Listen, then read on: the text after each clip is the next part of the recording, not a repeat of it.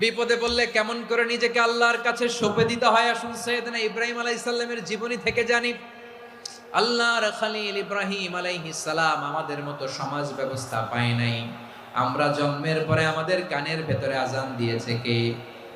একামত দিয়েছে কে? আমাদের বাপদাদারা আমাদের কানে আজান দিয়েছে কি? দেয় নাই।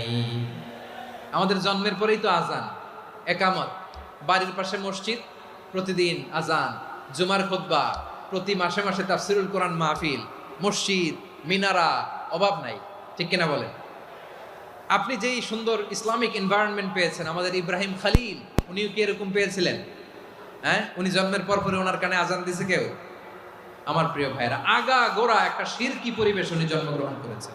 উনি ছাড়া ওই তল্লাটে একজনও আল্লাহর উপর বিশ্বাসী নাই। কল্পনা করতে পারেন?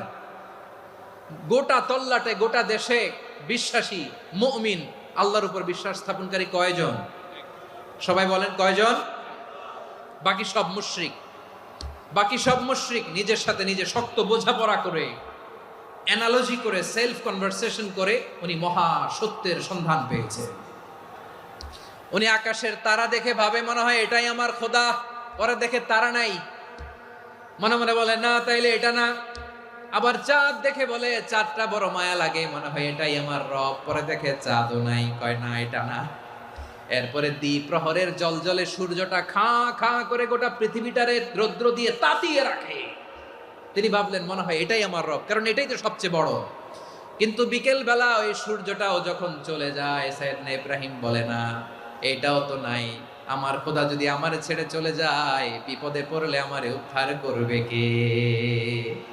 এভাবে নিজের সাথে অ্যানালজি, সেলফ কনভারসেশন করতে করতে করতে তিনি মহা সত্যের সন্ধান পেয়েছেন। সুবহানাল্লাহ পড়েন। সব শেষে তিনি ডিসিশন নিয়ে ঘোষণা দিলেন, ইন্নী ওয়াজ্জাহাতু ওয়াজহিয়া লিল্লাযী ফাতারাস সামাওয়াতি ওয়াল আরদা হানিফান ওয়া মা আনা মিনাল মুশরিকিন। নিশ্চয় আমি এমন সত্তার দিকে মনোনিবেশ করলাম, মুখাপেক্ষী হলাম, যিনি আকাশ বানিয়েছেন, জমিন বানিয়েছেন, আমি মুশরিক নই। সুবহানাল্লাহ। পারতেন? আপনি পারতেন? কেউ নাই, লক্ষ লক্ষ মুশরিক, আপনি একা। ওনার মতো এরকম বিচক্ষণতা দিয়ে আল্লাহরে খুঁজে পাইতে পারতেন আপনি? কি নবী ছিল, আল্লাহকে খুঁজে পেয়েছে। যখন আল্লাহর ইবাদত শুরু করলো, এই কথা ছড়ায় পড়লো চারদিকে। নমরুদ সাইয়েদনা ইব্রাহিমকে ডেকে পাঠালেন। নমরুদ বলে, ইব্রাহিম তুমি নাকি মূর্তির পূজা না করে কোন নতুন রবের ইবাদত করো, কে তোমার রব? সাইয়েদনা ইব্রাহিম বললেন, রব্বি আল্লাযী ইউহয়ী ওয়া ইউমীত, আমি এমন রবের ইবাদত করি যিনি জীবন দেন, যিনি মৃত্যু দেন। নমরুদ বলে, তাই নাকি? তোমার রব জীবন দেয়, মৃত্যু দেয়? আর এটা তো আমি দেই, আমিও তো জীবন দেই, আমিও তো মৃত্যু দেই। সাইয়েদনা ইব্রাহিম বললেন, কেমন করে তুমি জীবন দাও, মৃত্যু দাও, একটু দেখাও তো। নমরুদ জেলখানা থেকে দুজন কয়েদিকে ডেকে আনলো। কয়েদি এনে অর্ডার করলো, একটাকে এখনই শিরোচ্ছেদ, হেড অফ, ডেথ পেনাল্টি, মৃত্যুদণ্ড দেয়া হলো। ফিনকি দিয়ে রক্ত বেরোলো। নমরুদ বলে, দেখো দুজনকে ধরে আনলাম, একজন কয়েদিকে দিলাম ডেথ পেনাল্টি, মৃত্যুদণ্ড, ওরে মৃত্যু দিলাম। আরেকজন যে দাঁড়িয়ে আছে, চাইলে ওরেও আমি মৃত্যুদণ্ড দিতে পারি, কিন্তু না, ওরে আমি দিব না, ওরে আমি বাঁচাইয়া দিলাম, ছেড়ে দিলাম, মানে জীবন দিলাম। দেখো ইব্রাহিম, তোমার চোখের সামনে একজনরে মৃত্যু দিলাম, আরেকজনরে জীবন দিলাম। আপাত দৃষ্টিতে তাই তো, একজনরে তো জীবন দিল, আরেকজনরে মৃত্যু দিল। সাইয়েদনা ইব্রাহিম এবার বিপাকে পড়ে গেলেন। কিন্তু এক একজন নবীকে আল্লাহ এমন উইজডম, বিচক্ষণতা দিয়ে এই জমিনে পাঠিয়েছেন। মুহূর্তের মধ্যে আল্লাহর খলিল ইব্রাহিম বললেন, فإن الله يأتي بالشمس من المشرق فأت بها من المغرب فبهت الذي كفر। আল্লাহর খলিল ইব্রাহিম বললেন, নমরুদ বুঝলাম তুমি জীবন দাও, মৃত্যু দাও, দেখলাম, কিন্তু আমার রব, আমার আল্লাহ প্রতিদিন সকালবেলা উষা লগ্নে ওই পূর্ব দিগন্ত থেকে সূর্যটাকে উদিত করেন, সাঁঝের বেলা, বিকেল বেলা, কুথুরি লগ্নে, সন্ধ্যা বেলা ওই দ্বিপ্রহরের জল জলে সূর্যটাকে পশ্চিম দিগন্তে ডুবিয়ে দেন। মানে সকালবেলা পূর্ব দিক থেকে উদিত করা সূর্যটাকে পশ্চিম দিকে বিকেলে তিনি ডুবিয়ে দেন। তুমি যদি পারো ওই সূর্যটাকে পশ্চিম দিক থেকে উদিত করে পূর্ব দিকে ডুবিয়ে দাও। সুবহানাল্লাহ পড়বেন না?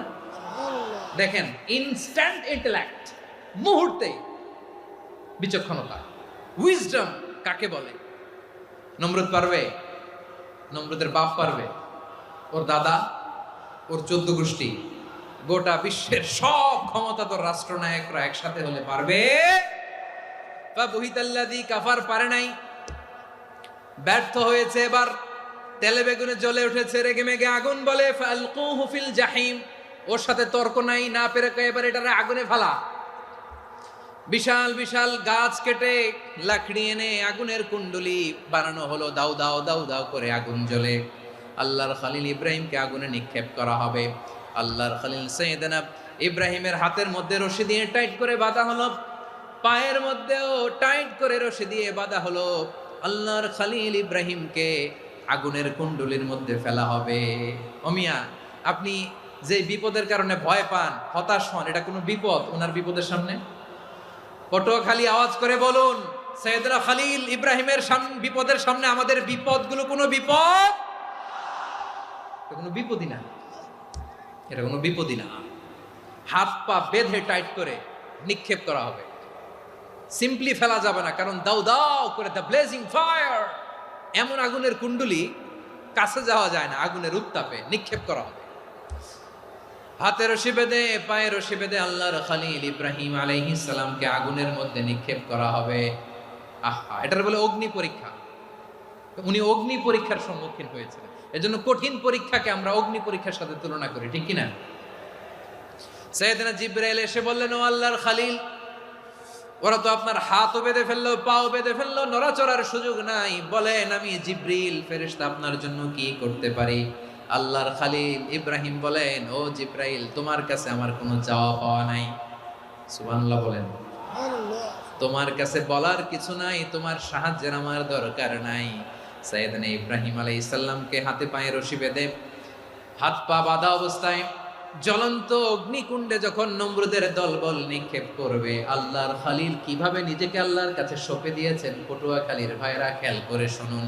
হাত পা বেঁধে আল্লাহর খলিলকে যখন নিক্ষেপ করা হবে, তিনি মুখ ফুটে বলে ফেললেন, হাসবুনাল্লাহু ওয়া নি'মাল ওয়াকিল। হাসবুনাল্লাহু ওয়া নি'মাল ওয়াকিল, আমার জন্য আল্লাহই যথেষ্ট, আমার জন্য আল্লাহই যথেষ্ট। তিনি আমার সবচেয়ে বড় গার্ডিয়ান, তিনি আমার সবচেয়ে বড় অভিভাবক। জিব্রাইলের সাহায্যে অফারকে ফিরিয়ে দিলেন, দুনিয়ার বুকে কারো কাছে কিছু বলেন নাই, মুখ ফুটে বলেছেন হাসবুনাল্লাহ। ও আমার পটুয়াখালীর প্রাণের ভাইয়েরা, খেয়াল রাখবেন, কোনো বান্দা তার হাতে থাকা সব চেষ্টাটুকুন করার পরে মুখ ফসকে মুখ দিয়ে যখন বলে ফেলে হাসবুনাল্লাহ, বান্দা যখন হাসবুনাল্লাহ বলে ফেলে, ওই ব্যাপারটা ডিল করার দায়িত্ব স্বয়ং আল্লাহ আরশের উপর থেকে নিয়ে নেয়। আপনি যখন বলে ফেলবেন হাসবুনাল্লাহ, এটা ডিলিং করবে কে তখন? চিল্লায় বলেন না, তিনি কে?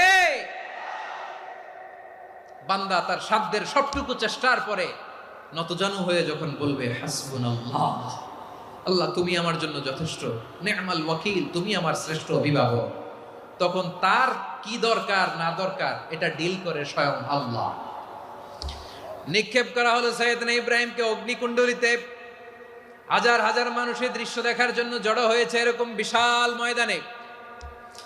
কিন্তু কি অবাক করা ঘটনা, সবাই ভয় পাচ্ছিল, না জানে কি হয়ে যায়। আল্লাহর খলিলকে যখন আগুনের কুণ্ডলিতে নিক্ষেপ করা হয়, আল্লাহর খলিল ইব্রাহিম আগুনের কুণ্ডলের মধ্যে বসে বসে মানুষগুলোর দিকে তাকিয়ে হাসতে শুরু করে দেয়। কারণ আকাশ থেকে রব্বুল আলামিন স্পেশাল ভার্ডিক্ট নাজিল করেছেন, স্পেশাল হুকুম জারি করেছেন, কুল্লা ইয়া নারু কুনি বারদান ওয়া সালামান আলা ইব্রাহিম। ও আগুন, খবরদার, সৃষ্টির শুরু থেকে তোকে একটা ধর্ম আমি বাতলে দিয়েছিলাম, তোর ধর্ম, আগুনের ধর্ম হলো যা পাবে জ্বালিয়ে সারখার করবে। আল্লাহ বলল, ও আগুন, তোর ধর্ম দিয়েছিলাম, তুই সব জ্বালিয়ে পুড়িয়ে সারখার করে দিবি, কিন্তু ক্ষণিকের জন্য আমি তোর জ্বালিয়ে দেওয়ার ক্ষমতাটাকে কেড়ে নিলাম। জ্বালিয়ে ভস্ম করে দেওয়ার ক্ষমতা আমি কেড়ে নিলাম। কুনি বারদান, ঠান্ডা হয়ে যা। কিন্তু এত বেশি ঠান্ডা হবি না আবার আমার ইব্রাহিমের জন্য সর্দি লেগে না যায়। সুবহানাল্লাহ, এত আসতে বললে হবে? কুনি বারদান, বার্দ মানে বরফ, ঠান্ডা। ঠান্ডা হ, কিন্তু এত ঠান্ডা হবি না যাতে আমার ইব্রাহিমের কষ্ট হয়। আগুন বলে, আল্লাহ একবার বললাম ঠান্ডা হ, আবার বলো এত ঠান্ডা হবি না যাতে খালিলের সর্দি না লাগে। কেমন ঠান্ডা হব, কেমন এনভায়রনমেন্ট তৈরি করে দেব বলো। আল্লাহ বললেন সালামান আলা ইব্রাহিম, আমার খালিল, আমার কলিজা, আমার ইব্রাহিমের জন্য তুই জান্নাতের গুল বাগিচা হয়ে যা। ও ভাই, নবী মুসার মতো ঈমান হলে রাস্তা হবে সাগর জলে, নবী ইউসুফের মতো ঈমান হলে একে একে দরজা খোলে। নবী ইব্রাহিমের মতো ঈমান যদি আজও থাকে বিদ্যমান, অগ্নিকুণ্ডে দেখতে পাবে খুবসুরত এক ফুল বাগান। কুলনা ইয়া নারু কুনি বারদান ওয়া সালামান আলা ইব্রাহিম। বান্দা যখন মুখ দিয়ে বলে হাসবুনাল্লাহ, আমার আল্লাহ আমার জন্য যথেষ্ট, এই বলে যখন নিজেকে সঁপে দেয়, তার কি লাগবে ওই দায়িত্ব স্বয়ং নিয়ে নেয় কে? সবাই বলেন, স্বয়ং নিয়ে নেয় কে? তাহলে আমার প্রিয় ভাইরা, বিপদের শুরুতেই আমরা বলবো ইন্না লিল্লাহ। শুরুতে কি বলবো? এরপরে যেই বাক্যটা পড়ে নিজের পরিস্থিতিকে আল্লাহর দরবারে সঁপে দিব, সেটা হচ্ছে হাসবুনাল্লাহ। সেটা কি? বিষ্ণু বলেন লা ইয়াজালু লিসানুকা রাতাবান মিন যিকরিল্লাহ, সব সময় আল্লাহর স্মরণ দিয়ে, জিকির দিয়ে জিহ্বাটারে সিক্ত রাখো। আর শয়তানু জাসিমুন আলা কলবি ইবনে আদম, শয়তান বনি আদমের কলবে খামচি মেরে বসে থাকে। ফাইদা যাকারাল্লাহ খানাসা, মানুষ যখন আল্লাহ স্মরণ করে, জিকির করে, শয়তান দৌড়ে পালায়। ওয়া ইদা গাফালা ওয়াসওয়াসা, যখনই বনি আদম গাফেল হয় তখনই শয়তান তার হৃদয়ে ওয়াসওয়াসা দেয়। এজন্য বিপদে পড়লে ইন্না লিল্লাহ, নিজের সব টুকুন করার পরে, নিজের রোল প্লে করার পরে নিজেকে আমরা কি বলে সঁপে দিব? সবাই বলেন, সবাই বলতে হবে। আরো জোরে বলে, মনে থাকবে? বিপদে পড়লে প্রথমে ইন্না লিল্লাহ, এরপরে নিজেকে যখন সঁপে দিব তখন হাসবুনাল্লাহ।